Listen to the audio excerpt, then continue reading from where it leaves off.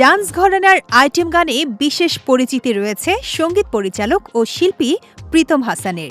ক্যারিয়ারের শুরুতে তার বিয়ান সাব, গার্লফ্রেন্ডের বিয়া এবং কাবাবের হাড্ডি গানগুলো দর্শকপ্রিয়তার শীর্ষে ছিল। ২০২০ সালে কাবাবের হাড্ডি প্রকাশের পর তিনি এই ধরনের গান থেকে বিরতির ঘোষণা দেন। তবে সাম্প্রতিক বছরগুলোতে সিনেমার আইটেম গানে তাকে দেখা যাচ্ছিল। এবার তিনি স্পষ্ট জানালেন, সিনেমার আইটেম ঘরানার গান থেকেও তিনি বিরতি নিচ্ছেন।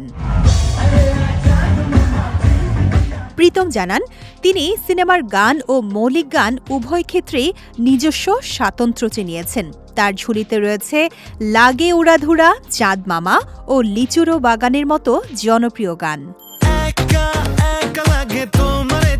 শাকিব খানের ঈদ সিনেমার আইটেম গান মানেই প্রীতম হাসান।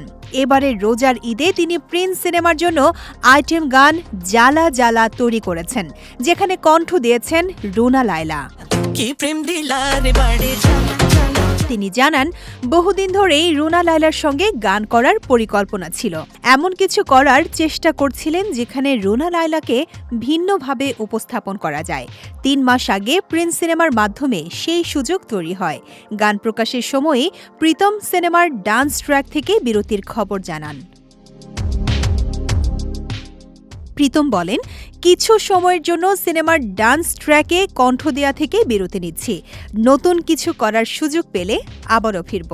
আপাতত হয়তো শরতের শেষ থেকে মরে যাক, খোকার মতো গানে থাকব। যেখানে হাইপ কম, সেখানে আত্মার শান্তি বেশি। সঙ্গীতের পাশাপাশি অভিনয়েও ব্যস্ত সময় কাটাচ্ছেন প্রীতম। এই ঈদে ওটিটিতে মুক্তি পেয়েছে তার সিরিজ ক্যাকটাস, যেখানে তিনি মানসিফ নামের হ্যাকার চরিত্রে অভিনয় করেছেন।